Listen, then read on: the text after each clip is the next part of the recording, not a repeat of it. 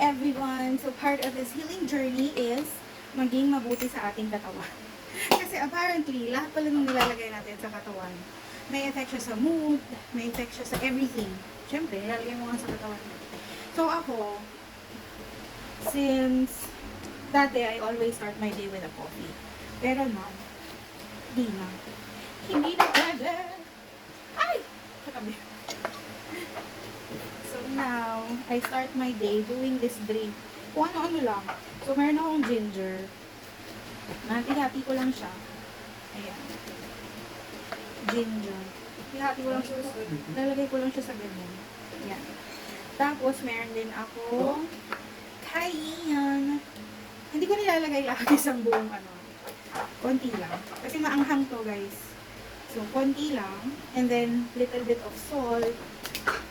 As in, konti lang. I usually put Himalayan salt. Pero, naubusan ako ng stock. So, pwede na yan. And then, I also put garlic.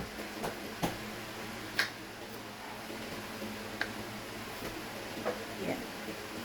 I also put garlic. Yan. Actually, ang ginagawa ko dito, kinakat ko lang siya. Kinakain ko rin siya ng buo, especially nung especially nung nag-shoot up yung blood pressure ko. Sobrang nakakatulong siya. Super, as in, super, duper, duper, super. So, ayan. So, it really helps with my anxiety, with kung ano man yung mga negativity na yan. Ayan.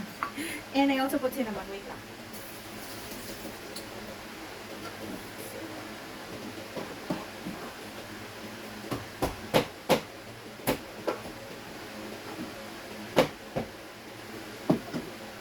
I also put konti lang na cinnamon.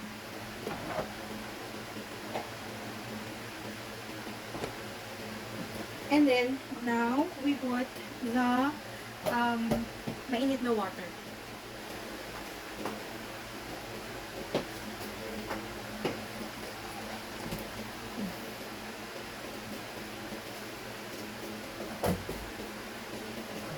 Pag-stayin ko lang siya dyan ng konti, tapos hinali ni brother yung tamit. Nagsubi. Ayan, pag-stayin ko lang siya dyan. Kasi, lalagyan ko pa siya ng honey in a while. So, balik ako, guys. So, ayan. Lagyan na natin siya ng honey. This is the honey that I am putting. Actually, kahit yung nabibili nga lang sa Dali na honey, pwede na ako dun. Ito kasi, this is sponsored by my very, very good sisters. So, shout out sa aking mga mababait na kapatid. Kasi alagang-alaga nila ang kanilang ate. Yan. So, konti lang. Woo! Konti lang, guys. Napadami tayo dun sa part. Konti lang. Medyo mag-kick in lang yung sweetness ng konti. Pero kasi, this is honey. This is also beneficial to your health. Yung honey. So, ayan. Oh, 100% pure Canadian honey. So, kapag ininom ko to, magiging Canadian na rin. Charot lang. Aray! Ang bigat. So, ayun. Unti-untiin nyo lang to, especially for those people na merong GERD or mataas yung acid reflux. Acid reflux yun, brother, diba? Ano nga yan? Mataas yung acid. Mataas yung acid reflux. Oh! Pero this also helps with, kasi napansin ko, medyo meron akong brain fog. Yung nagsastutter ako, tapos bigla ako nagsastop, tapos hindi ko na alam kung anong susunod na sasabihin ko. So, this also helps with it. Kaya, maganda siya talaga. Ayan. So, nahalo-halo ko lang siya. Unlike coffee kasi, pag nagtimpla ako ng coffee, so, para dun sa mga kilala na ako, yung coffee, kapag tinimpla ko siya ng umaga, aabot yan ng hanggang hapon. Pero ito, medyo mas mabilis ko siya nauubos. Actually, dapat isang inuman ko lang siya. Pero dahil medyo mataas yung acid ko ngayon, hindi ko siya kakayanin isahang inom. Pero hindi to nagtatagal. Like, in less than 30 minutes, nauubos ko na siya. Iyon. Before, naiinom ko siya ng isang straight. Pero, ayun. Nilalagyan ko pa nga to before nito eh.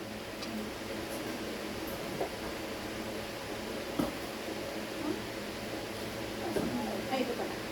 Ito oh. Nilalagyan ko siya nito. Kaso napansin ko, siguro mga parang few days ago, parang iba yung pakiramdam kapag meron nun. Kaya, tinigil ko muna siya. Siguro hindi maganda yung combination. So, comment down below if hindi ba talaga siya maganda sa katawan. Pero yun, ito, I make sure na naiinom ko siya on a daily basis. Pero minsan, syempre, hindi ako nakakabili ng ingredients kasi, alam mo na, tipid-tipid tayo. Pero yun, it's part of how you take care of yourself. So, I put in ginger, I put in garlic, honey, and then cinnamon, and then, ano ba ba? Calamansi. I also put calamansi kasi I don't have lemon.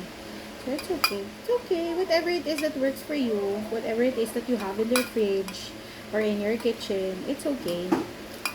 Alam mo yun. So, hello to all the followers that I have. Thank you so much for all the comments. Oh my God. Sobrang nakaka-inspire yung mga comments nyo, and it really is making me a lot more motivated to wake up ng taray. Pero totoo yun. Salamat po. So, yun lang. Inumin ko lang siya. Mainit siya, guys. Pero ang sarap siya. Mararamdaman mo siya. Hahagod siya talaga sa ganito. Ang tapang. Ang tapang pero ang sarap. Hindi ako fan ng cinnamon. Pero, ang sarap niya dito sa combination na to. Don't mind my face, ha. Kasi it's really like that. It makes a lot of expressions. Like a million expressions. Pero, this is really a win. Yes. Tapos, masusuppress niya yung ano ha. Masusuppress niya yung cravings mo. And, hindi ko alam kung bakit. Pero, for the past weeks na actually, hindi na ako nagdi-dinner. So, ang kain ko is the following day na. So, hopefully, merong magbago sa katawan na, no? Anyway, so thank you so much for joining me. So, bukas ulit for this, no? Try ulit natin everyday, no? I mean, everyday ako mag-video na doing this. So, yun lang. So, ubusin ko na siya, guys. Mainit-init pa siya. Super. Kasi kakakulo lang pala ng tubig.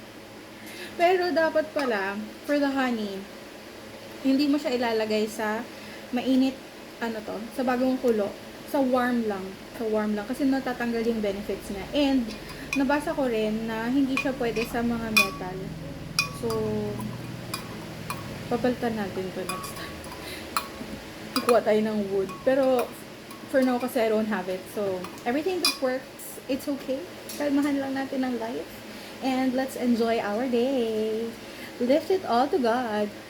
Sabi ko, sabi natin, let go and let God. Yun lang. God bless you.